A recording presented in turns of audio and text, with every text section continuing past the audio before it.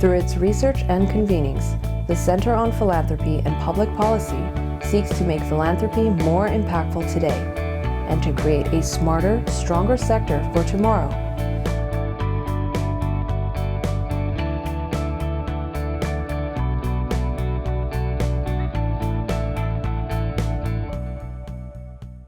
I'm Jim Ferris, and I have the privilege of directing the USC Center on Philanthropy and Public Policy and being on the faculty of the USC Saul Price School of Public Policy. On behalf of the Center's Board of Directors, we are delighted to have you with us for the 2019 Family Philanthropy Forum. In partnership with the J.P. Morgan Philanthropy Center and support from the Jewish Community Foundation of Greater Los Angeles and the Annenberg Foundation, as well as the Center's Director Circle. The forum is the latest manifestation of the evolution of the Center's work focused on donors and their families over the last 8 to 9 years. Many of you have been involved in these efforts to make your giving more meaningful and impactful. And we have learned so much from y'all as we've done this work. It's been a journey. You know, they say philanthropy is a journey. Well, it's for us too. You learn along the way, you make some mistakes, you get better at it. As long as you're continuously improving, that's the secret. While the center was founded in 2020, 2000, and we'll be celebrating our 20th anniversary next year. I'm a little excited. You have nice gray notebooks. And the focus of the center was to do research that was relevant and rigorous, and yet useful and usable by people in the field of philanthropy. But along the way, we came to the realization that we had a lot of knowledge and expertise and had learned a lot that could help donors understand how to do their giving better. And so I could spend a lot of time talking about the evolution of that. Marie will fill in some of the gaps in a little while. But it really has been a journey, and in some ways it's some of the most rewarding work we do at the center. The sort of quest to do giving better, it applies to 4th and 5th generation family foundations, upstart entrepreneurs who may be doing their giving through donor advised funds or giving circles, or even limited liability corporations, or maybe all of the above. The world is a lot more complex today than it was 20 years ago. But what we've learned in that process are sort of two truths, we think. One is if donors enjoy what they're doing when they give more. So we spend a lot of time trying to help donors, not telling them what to do, but asking the questions and helping provide resources that allow them to figure out on their own what makes the most sense, what's the most meaningful for them, given their personal values and legacy and interest. The second truth, and this comes from the research, is that out of all foundations, whether it's in the United States or California or right here in Los Angeles, about a third have been created since 2000. And that third accounts for over 20% of all foundation giving. So those new foundations have an instrumental role in shaping the future of philanthropy. And so there's some amazing opportunities out there, and we like to think that through our work, working with donors, we can help them do that. And so as you spend time with us today, we're hoping that you ask questions, you talk to your neighbors, learn from them. A lot of times people don't like to talk about their giving, we've found. And so take this day as an opportunity to start talking. It might be with family members you brought. It might be with strangers or just good friends. And in that way, we want you to sort of engage with the issue. I want to introduce Marie Queen, who's part of the Center's Director Circle. And so Marie, why don't you come up and talk about the work we've done and that you've been involved in. Thank you, Professor Ferris, and good morning, everyone. I've been involved with the Center for several years as a philanthropic partner and as an avid consumer of the Center's research reports and programming. My parents, Sue and Jim Femino, who are here today and maybe could raise their hands, started our family foundation, the James J. and Sue Femino Foundation, in 1969. About 10 years ago, after working in business and marketing, I joined them as a director of the foundation. As we evaluated our family giving, the same questions kept coming up. How can we do this better? How can best practices from the business world be transferred to our philanthropic work? And who can help guide us? My parents are diehard Trojans, so naturally we turned to USC as a possible resource. We feel so fortunate to have discovered Jim Ferris, the Center on Philanthropy and Public Policy, and its incredibly valuable work. Our involvement with the center has allowed our family giving to become more intentional and more impactful.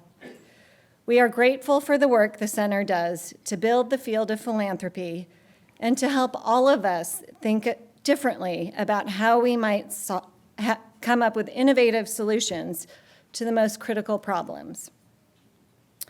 Today, I'm pleased to share a bit about the center's Directors Circle and our exciting efforts to support donors and their families.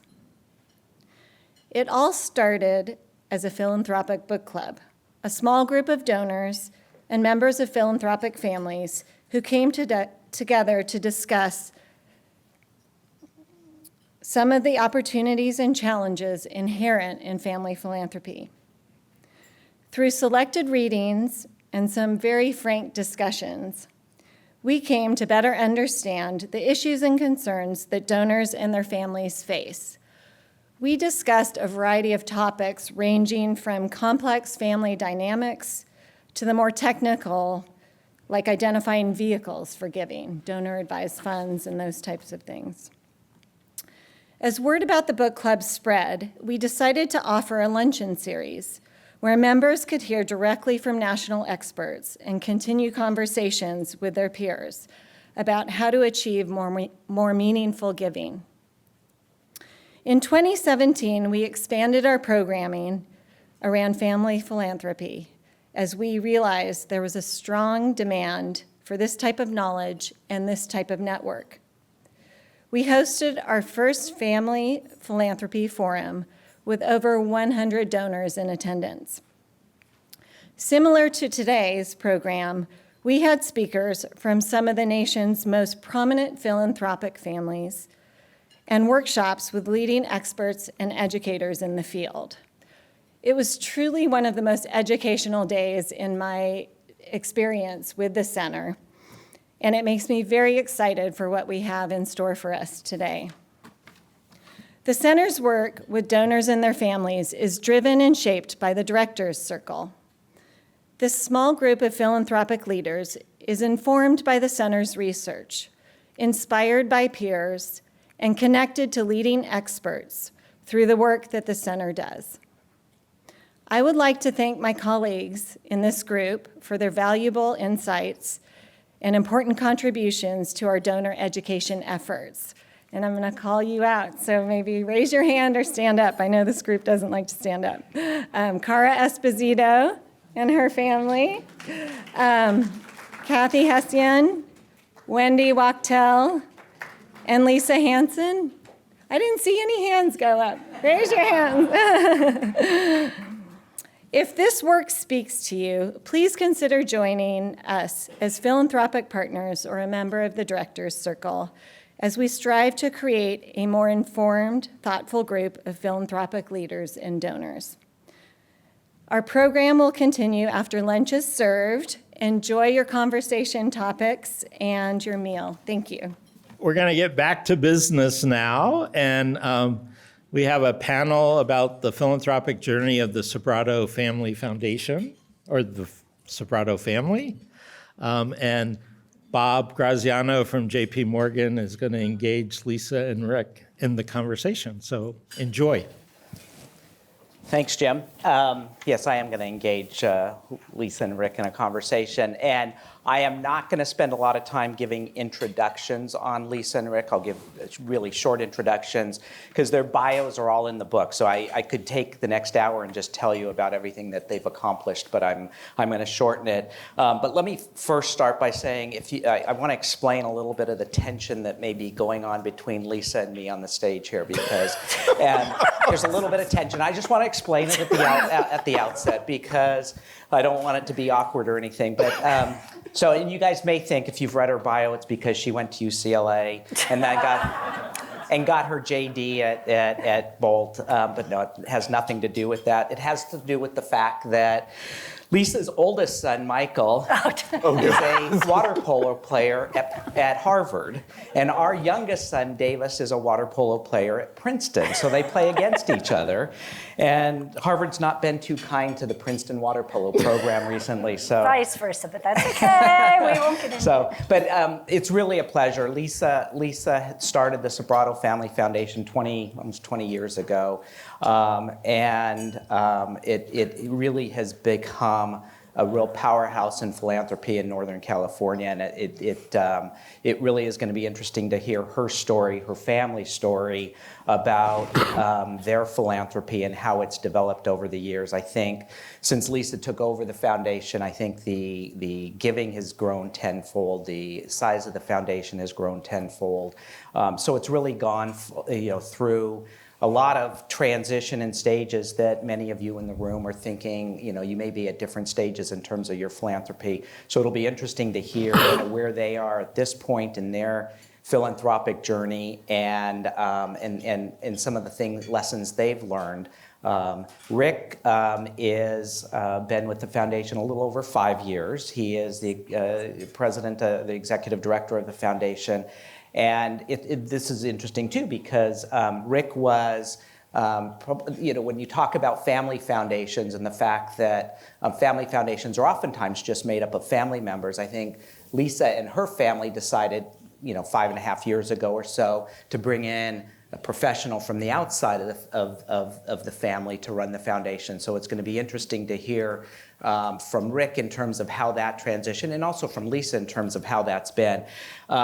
Rick, prior to joining the foundation, was the founder and president of Realize Consulting Group, which was a management firm that was focused on creating effective and sustainable solutions for philanthropic and nonprofit organizations. So Rick's perspective in terms of kind of outside of the Family Foundation, I think will be important. And prior to that, he was with the Charles and Helen Schwab Foundation, and he went to Antioch University, which I don't think has a water polo team. So you're okay. We're okay. There's no tension here. We're all right. Yeah. I think we're totally good. So Lisa, maybe you can start. I think all of us know, everybody who's involved with family philanthropy know that it's such a personal thing, and maybe you can just give a little bit of background on your family and their beginnings. I mean, you and I are kind of got the paisan, the Italian going. Your dad was the son of immigrants from Italy, and how that kind of shaped his view in terms of how he wanted to start his philanthropy and where you've taken it. I guess I'll start from the top, which was really my grandmother, Granny Ann, as those who knew her. Unfortunately, she passed in 2000, but my grandmother was an amazing, amazing woman who did come from Italy. And actually, my grandfather passed when my father was only about 8 years old. So she my grandfather from Italy had a restaurant in San Francisco that was very popular to many. And so when he passed, my grandmother had this restaurant that was really kind of this man's only thing. And so she actually, because of World War II rationing, had actually built some, well, not built, but actually had some farms and things to have livestock and fruit and vegetables for the restaurant, and happened to have these acres of farmland in Atherton, California. And so she ended up with farmland and this restaurant. She had these two assets, but neither of which she really knew what to do with. So she ended up, when my grandfather passed, selling both of those and actually having made more money on those two deals than like the restaurant for the last 20 years. Wow. Was like, man, there's something to this in terms of real estate. So that's when my father was quite young, and then my father went to high school, and so she was starting to make some investments in real estate. And as he came out through, and during his time at Santa Clara, they partnered together and really started working on some development projects. But she was really the backbone in terms of setting the family ethos of giving back. And from a very young age, I remember just having the open door for everyone in the community, and she got pins for thousands and thousands of hours of volunteering is at the hospital, taking my dad to soup kitchens every week and volunteering. So we've had that as part of our family, and I was so privileged. It was actually 23 years ago when she was still alive. We brought 3 generations of our family together to actually form the foundation. So it began really as a multi-generational thing when everybody was still alive and we could come together and talk about what we wanted to do together. That's pretty incredible. And your parents made the decision to become part of the Giving Pledge as well? And how did they Well, I just remember my dad tells us, well, when Warren Buffett calls, you actually pick up the phone. Like, okay, I guess so. But it was funny because when he called, he was like, yeah, well, we hear that you are already have made, you've committed to give away your estates to charity, and actually the threshold for the Giving Pledge is half of your estate. And right. So my dad said to Warren, well, actually, we're giving away 100% of our estate, so maybe you should challenge the rest of your people to do that too. But that didn't go very far. But yeah, so that was really, so yes, responding to that call. But it wasn't that it was a result of the Giving Pledge that we made the decision. It was really the opposite, that they came to us saying, okay, well, we know that you've made this commitment. And at that point, and it really is a commitment that's been passed down to all the generations of our family. As a family-owned business, we all have the capacity to either do our own philanthropy or do it together. And so we have all decided to make that same commitment. That's great. That's great. And before we get into this too far, be thinking of questions you'd like to ask Lisa and Rick as well, because we do want to make this a conversation. I think Jim and Greg and everybody at the Center for Philanthropy has tried to create today being a day of conversation. So think about questions you may have of Lisa and Rick, and we'll take Q&A. Rick, tell us a little bit about how, as kind of an outsider of the family, kind of entered in, and how you buy into the value systems, and how you integrate as an outsider into a family foundation. Yeah, thanks, and good afternoon, everybody. It's I remember first meeting the family, and particularly conversations with John, and it was clear to him 6 years ago when I started that they were looking to take the foundation to a new level. And they were determined to do that. And one of the things he said was, we have done a lot of great work and had a lot of great opportunities in building our business, but now we need to build a foundation, because ultimately we're going to be working for you. And that what that meant to us was that he was really making that shift, and the family was making that shift to turning from generating the wealth of the business to generating wealth that they're going to give back to the community, and how they were going to do that. And that value just permeates. I think it started with what Granny Ann did with the family from the very beginning, and it's carried on to the grandchildren, Lisa's brothers' children, and Lisa's children, and Sherry's children. You see that in the way they think and the way they work. In terms of me coming in, so I feel very blessed. I've been, over the course of 30 some odd years, I've worked with a number of families, as Schwab's and others, and the Sobratos, and to make that successful, it's about deeply understanding the value set that they carry. And it's not about you, it's about them. And your job is to magnify their desires and their philanthropic purposes. And so that's what I've set out to do. And I think it's been very easy with this particular family because they are so passionate about creating opportunity. And they feel, the other story that carries forth that really resonated with me was the notion that they feel very fortunate and they feel very blessed. They don't overlook the fact that they were in the right place at the right time, got this chunk of land in Atherton that turned out to be Atherton. And how do you fall into that? I'm looking for that. So, but that value, so they tell, as Lisa's father tells his story, he tells a story about, we were in the right place at the right time. We worked hard and we were diligent, took care of opportunities, but we were in the right place at the right time. How do we make sure everyone else gets to that point so that they can take advantage of whatever those opportunities are? So my job was just to nurture that and keep pushing that forward. So when you look at, because you guys are in generation 3 now, G3? We haven't really figured out which one. I do 4. So 4, but Yeah, as time goes on, it becomes more and more challenging as the family gets larger and larger, and it will get larger and larger. How you guys have figured out how you're going to pass those values down from generation to generation, and the types of things you maybe have put in place to make sure that it's going to happen for G5, G6, G7. It's hard to do, but what kinds of things? And then kind of compound question, all of the people in the family have their own philanthropic interests as well. And so how do you mesh the foundation and the family's kind of overall philanthropic interests with individual philanthropic interests to make sure that it kind of all stays in sync and you're using the assets? So it's not easy. I will start from that, but very exciting. I think from the design that we have done for our foundation is really one that incorporates a much bigger kind of philanthropic picture, because it's not just a private foundation. I'm sure as many in this room, we've got donor advisement, supporters. We've got the gamut of different vehicles. But the ultimate goal, and really it's also the goal of our family business, is to keep it together. Because everybody, as I said before, could just do their own thing. And we really think that there's so much value in being able to collectively come together, the joy that brings, the effectiveness and efficiency, the impact you can have together.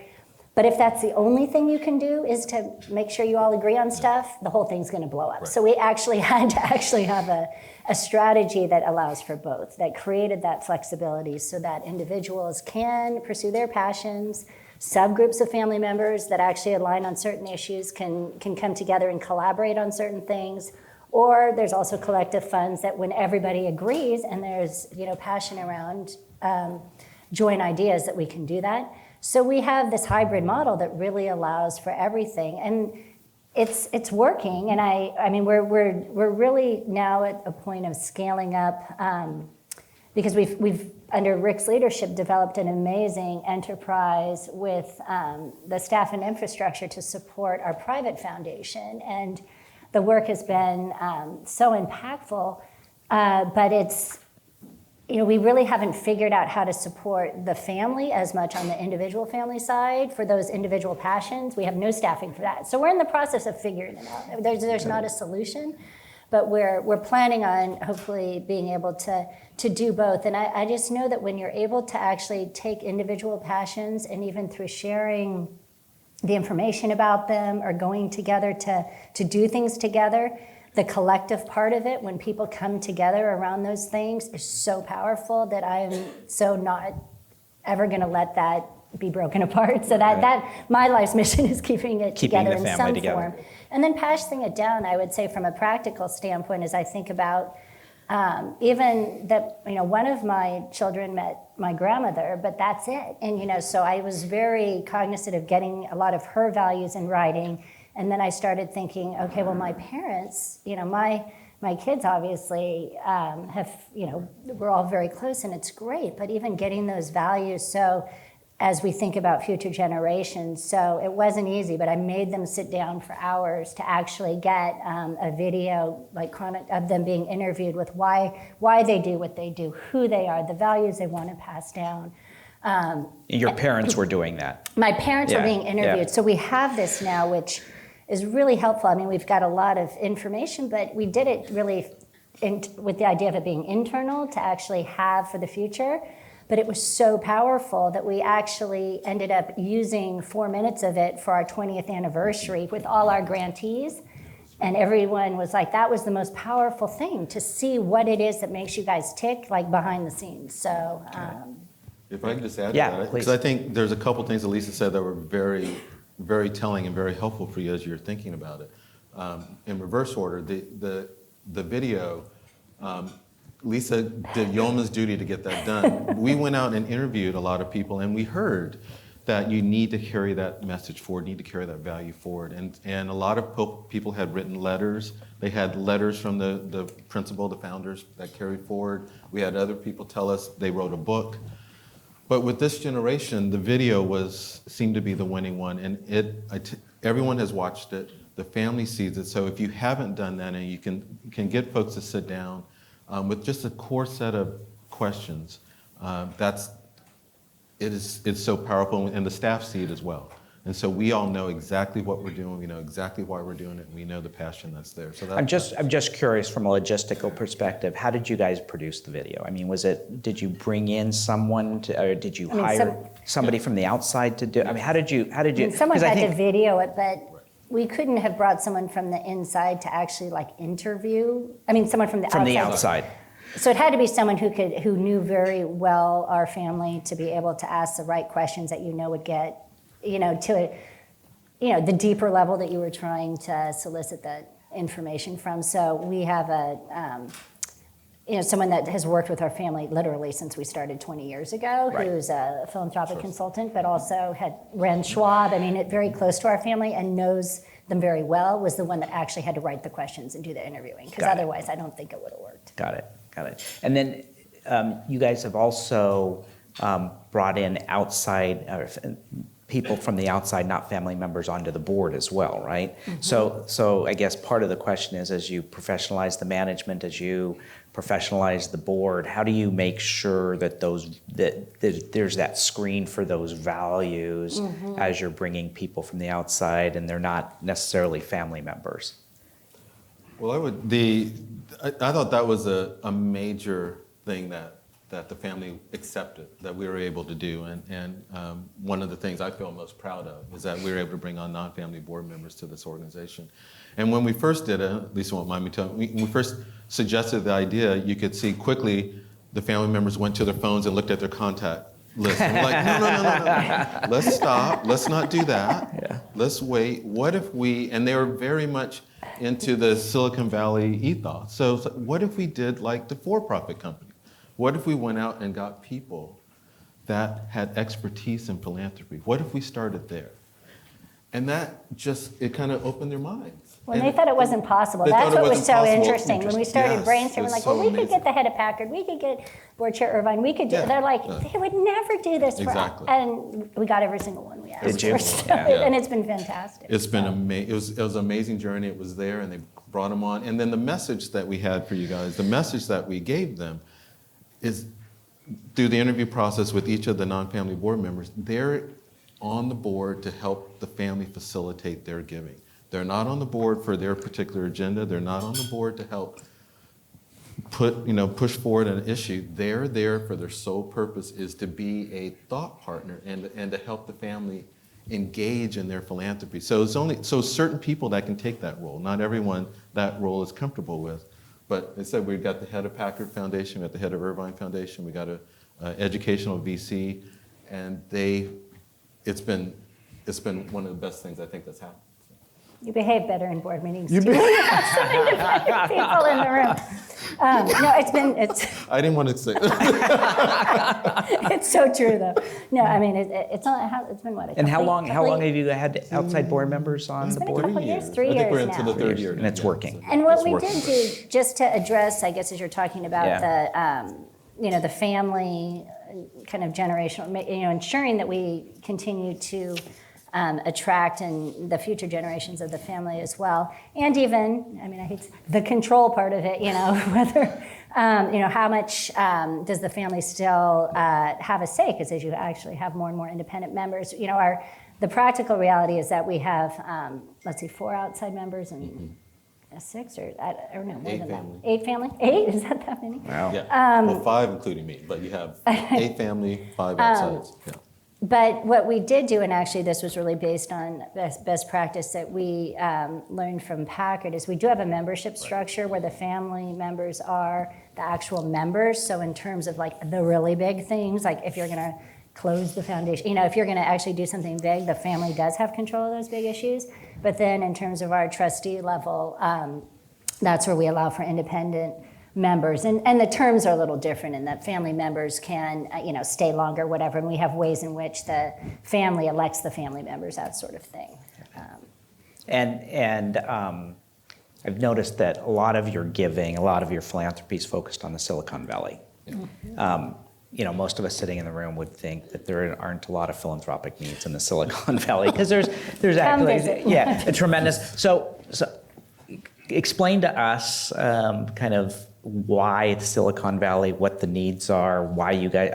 Clearly your family has created its wealth from the Silicon Valley and has been very fortunate to have been part of that community. But when you look at the broader philanthropic needs, why Silicon Valley?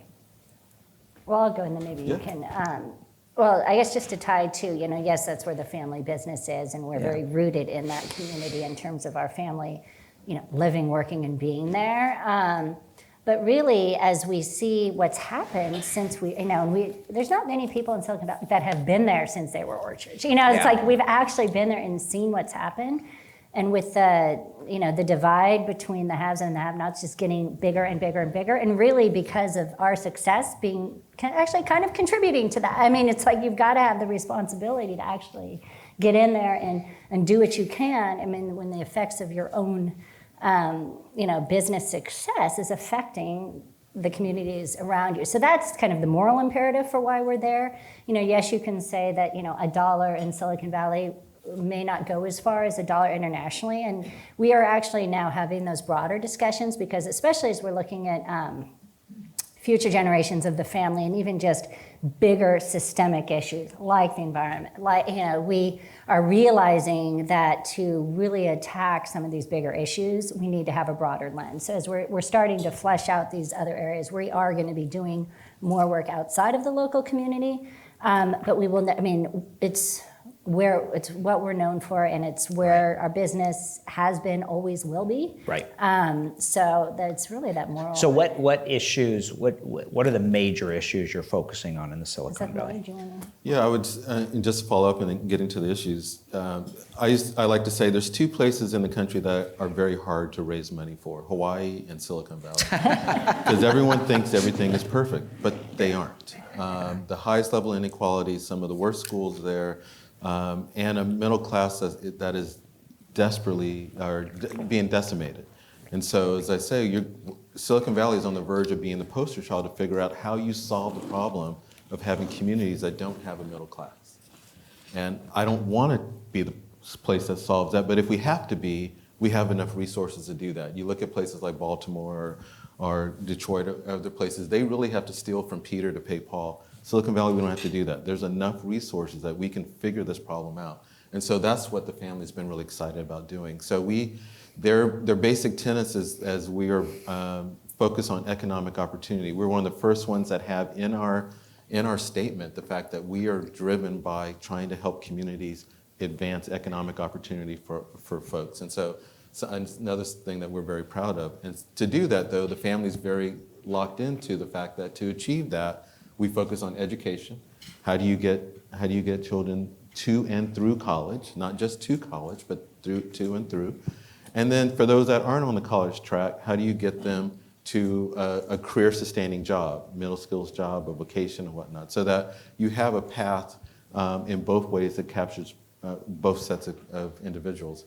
And then our third area is around building the nonprofit ecosystem. As a place-based funder, we cannot be successful if our community partners are not strong and vibrant and being impactful. And so we have a lot of professional development work that we put toward our nonprofit organizations. If you think about it, for some of the individuals here that work in major corporations, the professional development funds for one employee in a major corporation is larger than the professional development budget of an entire nonprofit.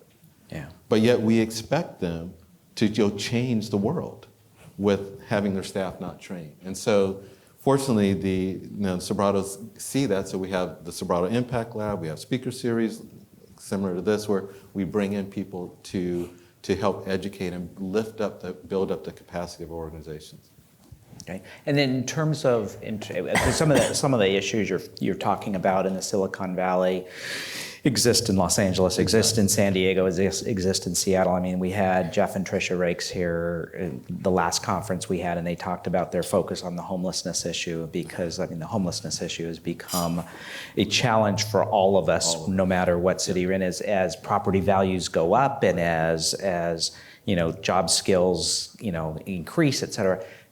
Do you, is the family focused on collaborating with other institutions in other parts of in other geographic regions to kind of collaborate on coming up with solutions? Or are you sharing your ideas with, I mean, you clearly are doing that by your very presence here today, but is there a formal kind of process to share so that everybody's not doing their own thing, that they're coming together and the sum of the parts are greater than the individuals? Yeah, Bob, that's a great question. We believe, and the family is very much an advocate for collaboration, that we want to collaborate with others, we want to leverage our resources, we want to do things with others, and we spend a lot of time doing that. The challenge in the Valley that you may have here, I'm not sure, is Silicon Valley is not a place. Yeah. It's made up of 14, 16 cities that all are little fiefdoms, that all they want is the next Apple headquarters or next Google headquarters. And if they get that, they don't really care about anything else. And then San Jose, the 10th largest city in the country, gets stuck with trying to build housing for everybody. And so there's this thing of trying to get the mayor of Cupertino to talk to the mayor of San Jose, to talk to the mayor of Mountain View, to talk to the mayor of Atherton, to talk to the mayor, and that is a challenge. So yeah, Rick, we have 88 cities in the county of Los Angeles. Oh, okay. So then you know. So you have the same thing. So it goes on and on and on and on. Yep. So you have the same dynamic. Yep. But I would say though and I could be wrong, and you guys can correct me during the Q&A. Is that if you're from here, you actually feel you're from LA County, or you feel you're from LA, in some broader sense. You're not from Silicon. I mean, there's no there. Right. And so what Lisa and her family have been very good at is trying to make that there. What makes Silicon Valley and the regions thereof feel like a place that's healthy, that people can stay in, that people are sustainable, and be a loud voice about that. And so that's what we're trying to do, and we're trying to bring that together. So we do that through CEO convenings and regional convenings, and participate in anything we can that allows people to come together and talk about the region collectively. Got it. Rick, talk a little bit about what attracted you to go from kind of the nonprofit side of the world to the foundation side of the world, and kind of the pros and cons. And I think that would be helpful for the participants here today to cons too. yeah, and kind of what's been of benefit in terms of your nonprofit experience in helping the family, and what's been a surprise to you. I mean, I'm curious as to, as our family members are looking to professionalize, should they be looking for? Yeah. That's a great question. Well, the thing that attracted me to come to Schwab or to Sobrato was my knowledge of and familiarity with Lisa back in the day. So I'm not just saying that because I'm sitting here, but we've been here we've been together and worked on a lot of stuff for many years, starting with foster youth in our previous lives. So we've been together, so that was really exciting. I think I tell the story real briefly. It's a longer story, but the short story is when I first got the call to go to the Charles Schwab Foundation, I was working at a nonprofit, and I was actually driving back from Sacramento, having testified at some hearing. And they said, this foundation is starting. They're starting a new program. Your name keeps coming up. We'd love to talk to you about it. And I remember saying to the person that called me, I don't want to work at a foundation. They don't do anything but make it hard for us to do our job.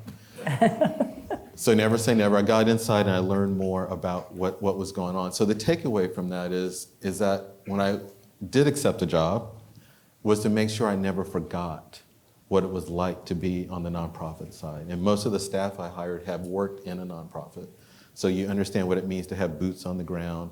And I think it was very important that I had that mindset coming in so I never forgot. And I think what's been really remarkable, I've worked with families all over the country, and what's been really remarkable about Sobratos is they have what I call that community philanthropic gene, that desire to be authentic in the community. So I would say as you're looking to professionalize your organization, you're looking for someone that can help you really take the temperature of what's happening in a community, that can understand what your goals are and match them in a really authentic way with what's happening in the community and what they're saying.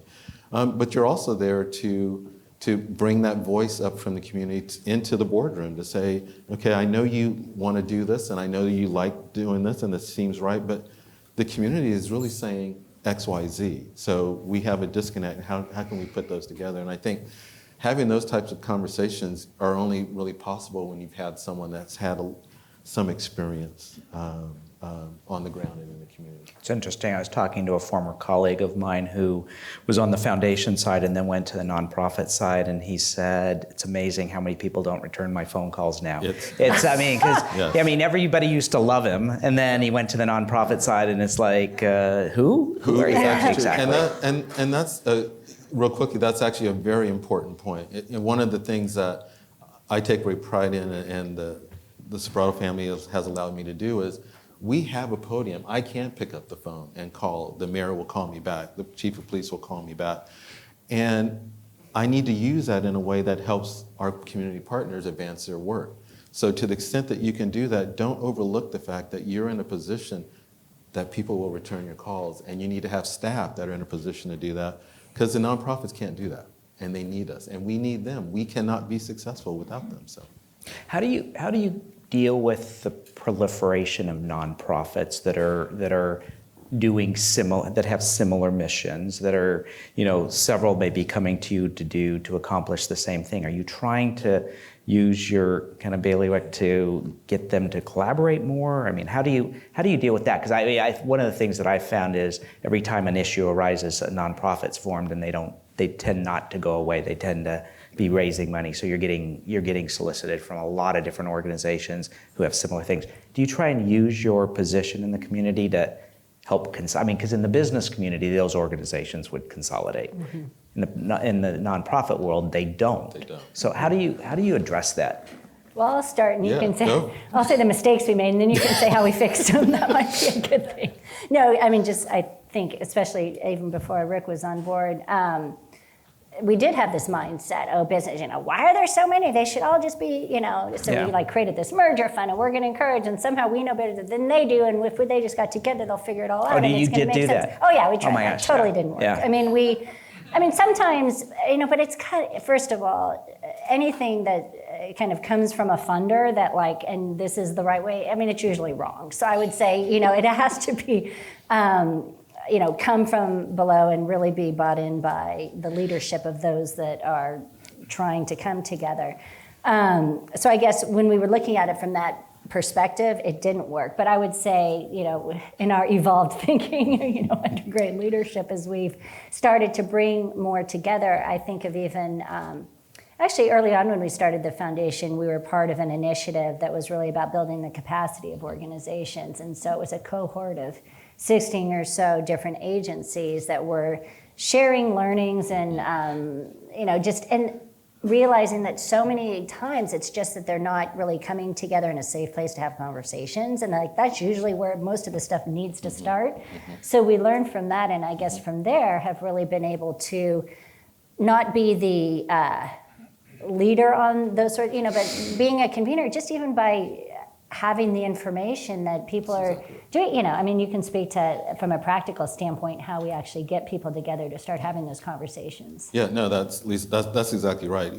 Forced marriages do not work, and inevitably, a nonprofit is formed because it's doing something in the community that someone loves, and so just telling that person to go away. There's no business incentive. There's no golden parachute. There's no anything. Right. It's heart and passion. So that's why they're there. And I think Lisa's exactly right. What we've done, and it actually has generated, I think, 3 or 4 mergers, not a lot, but just having people in the room.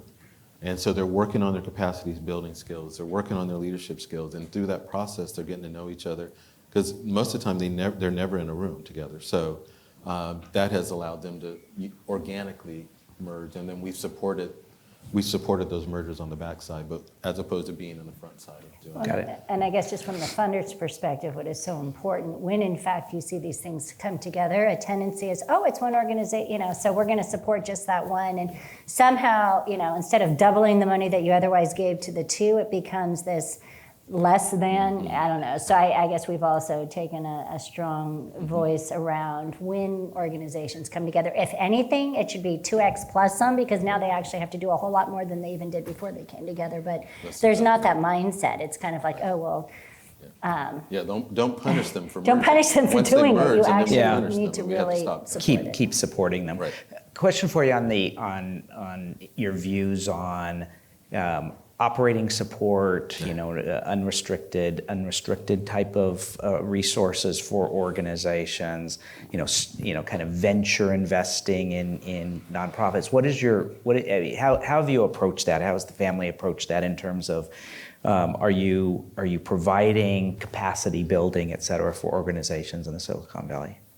Well, maybe I can talk historically, and then you can take from there. I mean, when we first started, it was all programmatic support because we wanted to know exactly what we were doing and have them report back how many lunches. It was very controlling in the sense from we wanted to know exactly what our money was doing, and it was really, again, going back to this initiative we were part of, where it was around capacity building and understanding the importance and really listening to those in the room about the importance of having unrestricted dollars, that we completely changed our frame after about the first, we probably did programmatic funding for the first 5 years, and then we totally switched it and stopped completely. And it was a big deal for our family to feel like we were giving up control, it's like, no, actually trusting the agencies that they actually might know how to use the money better than we could tell them is a big jump. But we started doing, at that point, almost all general operating support, and doing it in a way we thought, okay, well, what our leverage would be in that, since it's a little harder to necessarily measure how your money is making the difference, other than really just supporting great organizations, we created a structure that all of our general operating support grants were done on a matching basis, and really looking at it as, okay, well, if we're investing in these organizations, we're going to invest in their fundraising capacity, so doing them as matching grants for new and increased dollars enabled them to actually leverage more money in the long term, while also being able to have the freedom to use the money as they saw fit. And we listened. It was funny because we did this big survey of all our grantees saying, would you rather just have unrestricted money, or would you rather have unrestricted money as a matching grant? And it came back almost 100%. We would prefer it as a matching grant. We don't mind having those strings attached. It helps us so much for us to be able to go out and have the Sobrato name behind us, right, to then be able to raise more money. That's how we want to do it. So we've done it that way ever since, and it's been greatly. Just to break down, Lisa's exactly right. Just to give you a little more context. So the grant is a 2-year grant. We're actually exploring now whether we're going to do 3 years, but right now it's a 2-year grant, and they have to match the first year. So if they get $100,000 or $200,000, they have to go out and raise with new funds for the second year. The second year, to get the second year of money. Since 2011, that has brought in an extra $34 million to the community. Wow. That wouldn't have been there. That's opened up the floodgates on that much more money. And because the nonprofit leaders say, that match that Lisa described enables them to not only poke their board, get their board moving, it also allows them to poke the community. And so it's just been an incredible thing. So the Sobrato family was on the general operating support bandwagon long before there were early participants in GEO and got all on that. And it's about trust. It's about letting organizations. So right now, 20% of our budget is dedicated to general operating support. That may go up over time as more and more money comes in the foundation. But as we've grown, that number has grown with it. So it's a nice, stable way. As Lisa said, there's still cultural issues inside of that how much control can we let go? So 20% feels good, and we manage or control 80% of the budget. And Rick, do you find other funders picking up the phone or texting you or calling you and saying, why are you doing this? Share with us your thinking behind supporting this particular organization before we get on board, so it is bringing you and other funders more closely together? Absolutely. We do this a lot, and we respond to phone calls a lot. We're out talking about it a lot. Our staff are out talking about it a lot. What we're doing with general operating support and the whole nonprofit ecosystem development has been core to who we are. So if you look at how we're taking a nonprofit community, taking care of them, we have general operating support, 2-year grants with a 5% increase on the second year automatic. They don't have to do anything, it's going to go up 5%. Then we have our nonprofit centers. So 73 organizations in 3 centers, about 300,000 square feet, real estate organizations, so we're able to do that. They get free rent, and they stay there. Otherwise, they would be kicked out of the valley for the most part. So that's number 2. Number 3 is we provide the professional development I told you about. So those are the ways that we're looking at how do we, if we're going to work in this place, it's not like we can go to New York or someplace and find the best organization and bring it in. We got to grow them inside. So we spend a lot of time talking about how we do it, what we do, and our staff are out kind of on a regular basis telling that story so that everyone can see just what the benefits are of building healthy organizations. How does your family handle in-laws, or was it outlaws? In-laws. Oh my God. And or adoptees. So. I mean, I can address that just because we had to deal with it. And it's interesting because, we're still new in that I'm trying to think in terms of even in-laws, how many there are, but, they're not like 20, there's a handful. But we, again, after having conversations with a lot of different foundations, decided to make our board meetings inclusive for everybody in terms of all in-laws, but to not have them be formal board members unless they're elected to the board on the same criterion as a general member, so not as a family member. So they actually need to meet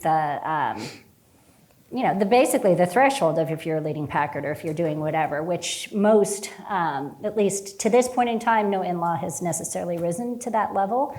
But the value of having that inclusivity, especially as a family, we feel is very important. So it's not like although I disagree with my brother on this, like you have the people sitting at the table and then the in-laws on the outer ring. I'm like, no, everybody sits at the same table.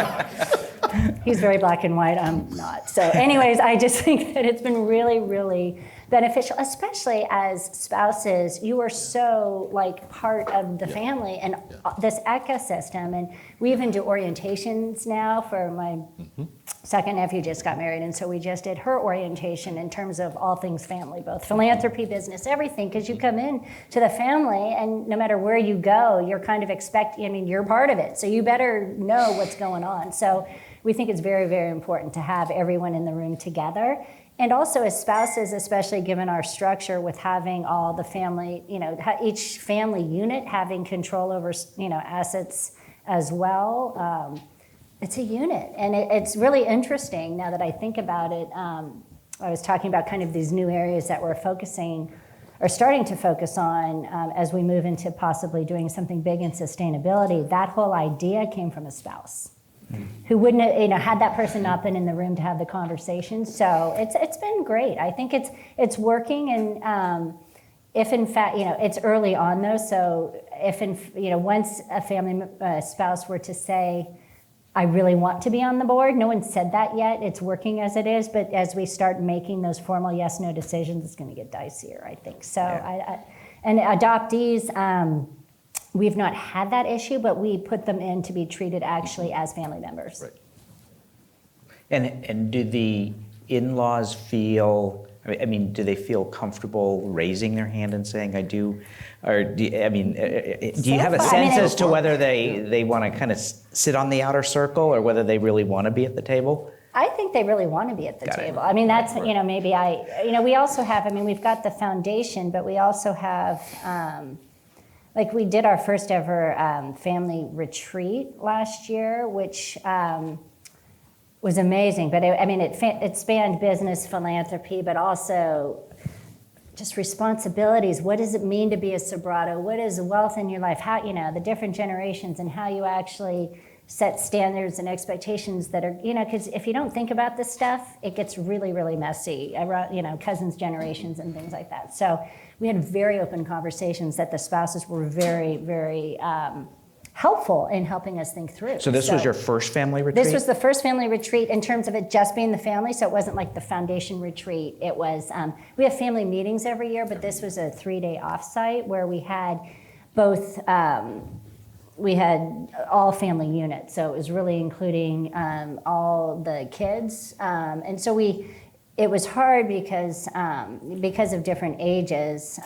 Some kids might be over 18 and able to really be in and understand the bigger family business issue, net worth stuff, whereas other ones, it's a little too young. So we structured it such that there were certain parts that younger family members could participate in. We did a lot of fun stuff. We did archery together, which in a million years I How did you go about structuring that?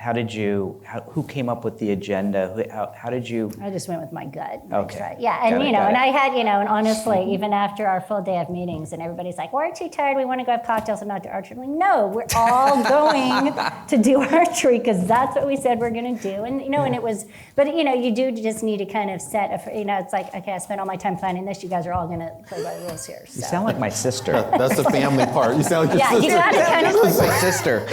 Sometimes you just, Yeah. No, and it is helpful for me in that, now that I can say that I've been doing this, guys, for 22, they listen more than. And did your parents participate in that? Oh, yeah. No, my mom had a bad shoulder, but she was still down there trying to hold, everything about it. No, and the young kids, and actually we even brought, like a family priest who's been really close to us spiritually to be part, not only to do a mass, but to actually be part of some of these harder conversations about just finding purpose and meaning in life when you're one of it was really, really good. That's so great. And they wanted to do one every year, and it took me a year to kind of recover from the plank. So we're doing one next. So you're planning on doing one every other year? Yes, and we're kind of alternating. We did kind of our first ever foundation retreat in March, so we're through That was with now. all the family members or just with the foundation staff and board? We actually included the spouses in that retreat as well, which I felt was very important. So, but we didn't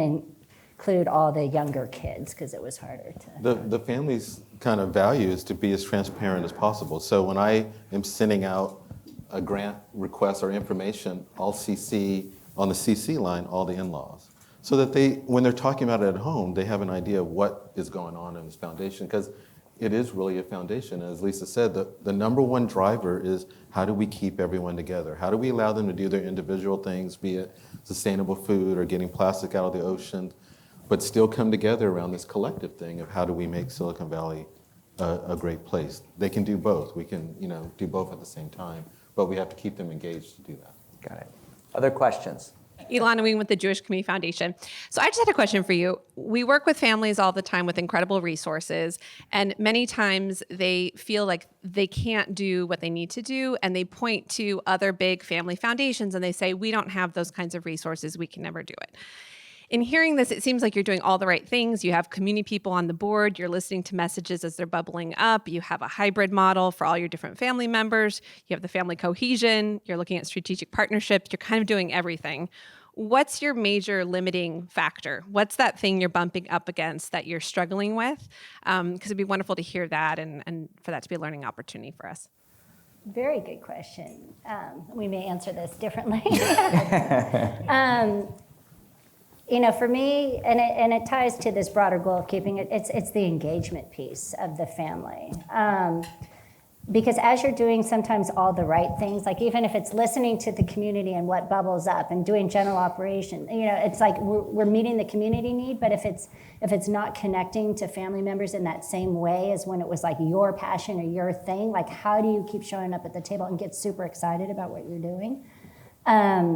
So that's why we're trying to build out more following the family's passions and really actually getting them I'm getting them to do stuff. Like, it is easy to, even when you have staff, to then say, okay, well, you look into this, whatever. But I basically said, if we've got new ideas bubbling up, you guys plan a learning session, you guys pull it together. So my nephew and his spouse are doing this huge day next Tuesday with all these experts, and they just did it, but they got so engaged just by being told or being given the opportunity to do something like that. So we're being more creative, but I have to say we've had these, I want to say at year 10, the family was like totally disengaged. And so we actually kind of had to shake it up. And this is before Rick, we had to basically say, well, what is it that's going to keep us together? And so we brought in a consultant and we said, okay, well, why don't we take one of our big assets and have if we had new resources to just deploy in a big way, what would we do? So it kind of opened up like new ideas. And so we ended up out of that process and really just having the family come together, focusing on English learners, which was like an area that like we thought we never actually would have come from the passion of the family, but going through this process, we ended up creating an entire focus area and pilot program that's now spinning off as a separate nonprofit. So it's like just making sure that you're responding and you see like if there's lack of engagement that you're doing something about it. But it doesn't always work that way. And I would, what would I say? I don't know if mine's that different. I would say the limiting factor is the fact that Sobrato entity is a going concern. And so we unfortunately spend a lot of time having to talk about governance when we get bigger. And so I think it's, as John Sr. says, when his will matures. So I think we're trying to figure out and be prepared for the fact that we're going to be like 10x what we are today. And it's, what does that look like and feel like? What will the family be sitting on top of?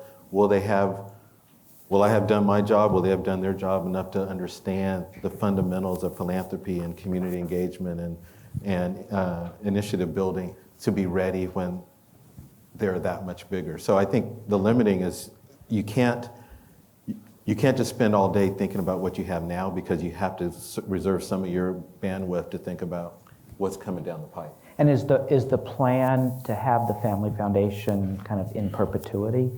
Or how what conversations have you had around that? Because that's also a struggle. When you think about perpetuity, it's a pretty long time. But no, it's totally overwhelming. At the highest level, we basically have kind of a 2-generation spend down at each level. So it's one thing when you have kind of one estate hitting, but at our generation, not only have we all said we're going to give our estates to charity, like we actually want to do, we just had a meeting in March where we were talking about like, we actually want to give half of our net worth while we're alive. So the whole scope of this is so big that like it gets really, really daunting.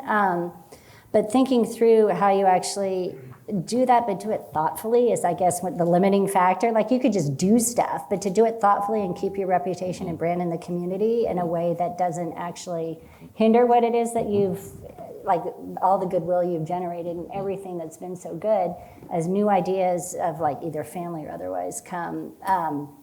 But the infrastructure part of it and really thinking this perpetuity piece, because we each have that resources to do our own thing, the thought has been you build this platform compelling enough that people choose to put their resources there. And if that's the case, that will naturally then, as our estates go in, then, if we have spend down on our money, then our kids, if they put it in and they're spending on their money, so like our own money is going to be spent down one generation below us. But actually making that work is a little challenging. So the bottom line is, if in fact people keep contributing, then it'll go on in perpetuity. And if they don't, it'll die. Got it. So that's really it'll be spent down. It'll be spent down. But that's really kind of the point. The point was never to have it last just for the sake of lasting. That if you build it right and the family's compelled enough to continue to contribute, that it will continue on.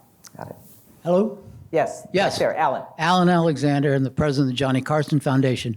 And I thank you for coming down here and speaking to us. I know one of the areas that you focus on in your foundation is education. And I would be interested to know which areas of education are you most excited about and most focused on? And I'm thinking of like categories like early education, charter schools, public schools, technology in the schools, so-called hybrid schools. I'd be interested in those points, please. Yeah, we've actually, education is one of our focus, and we've actually touched on all of those. I would say where we're at now, through trial and error and learning and being very conscious about, changing stuff that isn't either our core competency or didn't get the results that we want, is right now we're focused on the teacher pipeline, how do we get more quality teachers in the school? If you look at any study, the determinant of quality education is the teacher. And so in our area, like it is here probably, teachers are leaving in droves. They're not living in their community. So how do we keep high quality teachers in school? And then the other one that we're focused on now is post-secondary completion. How do we get folks completed through school, not just to school? So that was a change from us. When I first got there, we tried the technology road. That wasn't, schools are so far behind, we couldn't catch them up, so that wasn't a good effort for us. We've tried charters. We did years of charters, and I think we've put in about 7,000 seats, or some large number of seats throughout our school. One of the principles of the family is that a child should be able to stand on their front porch, and there should be a high quality school within reach, within access to them. And so with that as a mindset, we were agnostic to the type of schools, but we focused on charters, Catholics and publics and privates, to make sure that a child anywhere in the region could have a high quality education. Charters are getting a lot of headwind right now, so we're backing out of that, and I think the direction we're at is the right one. I think if you focus on those two areas of how do we keep schools that we have with high quality teachers, and how do we get kids through schools, that you'll get everything else around the educational ecosystem that you need to work on. Well, maybe just one other, I alluded to it a little bit, but didn't really explain this initiative, which we call the Sobrato Early Academic Language Program, was really, it began as a pilot. We really thought, okay, well, and this was something that we had never really done anything in early education before, and we really hadn't done anything on kind of language acquisition. And so we developed our own initiative around it, which again, going back to the, at what point do you need more money to do stuff? Do you just let other people do it? We actually had no idea what we were doing. We started, we obviously had great advisors, but we started in one school in Redwood City and one school in East San Jose. And it was really based on this model of if you value English, if you value oral language, so really Spanish-speaking kids being able to actually speak more, vocabulary in their classrooms in preschool and work with parents and do this in a much more dual language appreciative way, and to foster that by doing so and having a much more integrated, articulated way of teaching that then that goes into kindergarten and through third grade, that you can actually close that language gap and actually have much more success when starting off in kindergarten and beyond. And so we just kind of did it to test it out. And so our little two schools is now in 100. It's all throughout the state of California. Yeah. We got policy approved in Sacramento. That's why we're spinning it off as a nonprofit, because we never thought this little idea would become so successful working in district schools. But again, we didn't really think about, we just kind of said we're going to test it out and then we're going to hand it off to somebody. And then we realized that you don't just hand things, that if this was really going to work, the integrity of the model to replicate and actually sustain this in a way that made sense, we needed to keep doing it and leading it. But we've had to build an infrastructure of 30? It's become this big thing. Wow. Real quick, Yeah, I think just the scale of that. So when I started, SEAL, the program Lisa's talking about, was in 3 schools serving about 1,500 kids. We're now in over 100 schools serving 50,000 kids, which is mind-boggling. And people go, well, of course, you guys just put the money for that, but we didn't. What makes this program so unique is that we only put in 1/3 of the funding. The schools put in 2/3. And so when all the school districts were saying, we don't have any money, when they see something of value, they paid. And so we were able, another ethos of the family is you got to leverage, you got to get bang for the buck. 1/3, 2/3, we're now in 100 schools all over the state, and it's growing, and it's going to spin off July 1. My name is Grant Mitchell, the Cynthia and George Mitchell Foundation, and we're in this phase of transitioning to a CEO that is not family member, and also discussions of non-family members on the board. And it's intriguing to me in a foundation with your very interesting structure, to deep engagement, and it seems like a CEO could come in and sort of within all of that go off on or encourage people to go in a direction. I think there's a fear in our family that to get a really high quality CEO that requires to attract a really quality CEO, you would need to allow that person to really take the foundation in certain directions. What I see is a wonderful, great quality CEO whose measure of success really is advancing the values of the family, assuring effective, impactful philanthropy of the family. So, and I understand that was a similar measures of success for the outside board members you have. I guess my question, to get to a question here, what does that recruitment process look like? What did you experience? Did you understand that going in, and then the onboarding, and then what does that look like day to day? So, Was he hard to get? Let's talk about that process we made you go through for the. When we talk about this comes up, I always say I still have PTSD from the interview process. I don't know how many I went through, but that's important because and Lisa, I'm a part of the family. I know as much about them or more than a lot of people, and so it's not just hiring someone that can run the foundation. You're hiring someone that's going to be basically sitting at the dinner table with you, that knows all the warts, all the good things, all the success. I know what their kids are doing. I know where they failed. I know how they succeeded. I know everything. I know their bank accounts. I know everything. And so you're just finding someone that can walk that path with you. And I think that's what they did. So even though it was a daunting recruitment, I think it was worth it. And only other thing I would add to that, and Lisa should give her perspective, is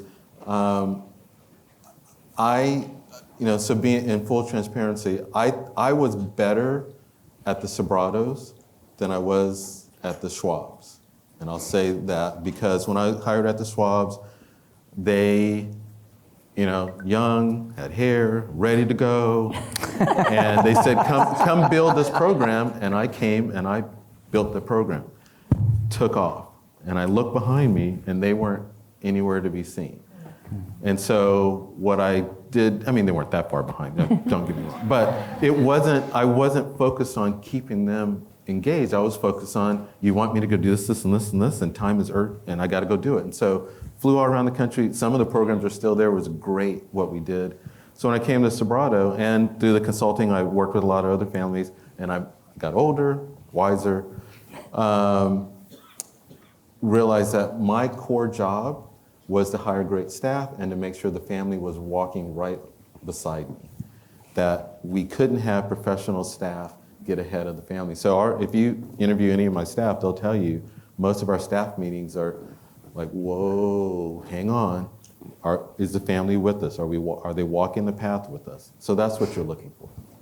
No, very, very important. And it's not easy because and I guess even just the role of if you have a family member that is kind of the liaison, I don't know, mediator, I shouldn't say it that way, but it does, someone who has kind of the family sensibility but really understands and appreciates and can really argue for what the staff sees in the community, that's someone who can actually go both directions. Because it's hard as a staff person to then really translate everything in a way that will always, kind of resonate with the family and make sure that they actually understand, especially when the family's coming 3-4 times a year and that's it. So how do, and yet there's communications and stuff, but that piece of it to ensure that everybody's on the same page, that everybody understands, values, and appreciates, and that the information that's actually being talked about at the family level kind of is, at the right level, so that they're really understanding what's going on. And that really then can, that trust that then is given to the staff to just do the work, but then the family really holding what's most important at that level, if that makes any sense. Because it's hard. I mean, it's that hard balance to, like, well, how do you not get ahead when you've actually got to do the work, and you do need to lead. I mean, you know more than the family, so how do you actually tell them that in a way they'll listen? It's like, okay, you gotta kind of figure it out. Right, and this is so important. So I would say your questions and your recruiting needs to be around what is motivating the individual, what are they hoping to accomplish. It's the same questions we did to the non-family board members. Mm-hmm. They're there in service of the family. Talk to me about what that means to you. Talk to me about how you would play that out. Talk to me about what happens when the family, you have the best idea in the world and the family says no. Well, I'll answer the question about how we work together, and you can talk about your time. Mm-hmm. I mean, I think that, obviously, finding the right partner that and we did have the benefit of knowing one another before, which was great, and having that trust where absolutely no matter what, I know he's got my back and I've got his, because stuff gets messy, and dynamics in families is messy, and you've got to know that you can have that very open, honest, transparent relationship. So from a practical standpoint, every 2 weeks we get together in a very disciplined way and go over it, which we always say it's going to take an hour and a half, and it always takes 3 or 4, but I mean, you really go through all this stuff. But it's not just that. It's the, it's the texting, like, just got an email from your dad. What do I do? But you do have to really, you have to have that, like, understanding and, trust. And, when I need him, because there's certain things I can't, necessarily always do, but I need Rick for his expertise, to make happen, and vice versa. And admitting that, and kind of just having honesty and vulnerability and humility around that, and just doing your best to make sure. I mean, if you've got that open, transparent relationship where we're all working for the same cause, we all, know what the challenges are, but we just do our best, and actually things are gonna, there's gonna be hiccups, and just also realizing that, like, if someone starts yelling in board meeting, that happened, you just gotta go with the flow. So it doesn't happen anymore. Now with this independent board members, it's much better. But you can never predict what's gonna happen, so you just have to go with the flow. Yeah, I would say real quickly, it's trust. I mean, because we know we have each other's back, we also know when we use each other. So there's times where Lisa's got to be the voice that goes back to the family and says X, Y, Z, or there's times where I have to be the voice. It depends on what it is. And so it's just understanding that, and that wasn't a job description, it was a plan. It's just kind of knowing that. I tell, it's funny, so I think it's probably 50-50 is probably the answer to your question.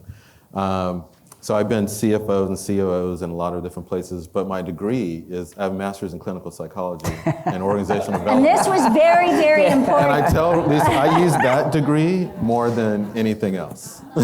No, and honestly, we did, that was a huge thing we talked about in the recruiting part of it, in that, let's just say our family isn't known for its natural inclination to listen to one another, or to listen at all, and actually to have someone who really listens and can reflect and isn't the type A, get everything done, to have that balance of what your family dynamic is, and someone who can really ground, center you, listen, reflect, and take you to a whole new level you would never even see without that perspective is really, really important. Yeah. So Lisa and Rick, you guys are fabulous. Thank you so much for joining us today.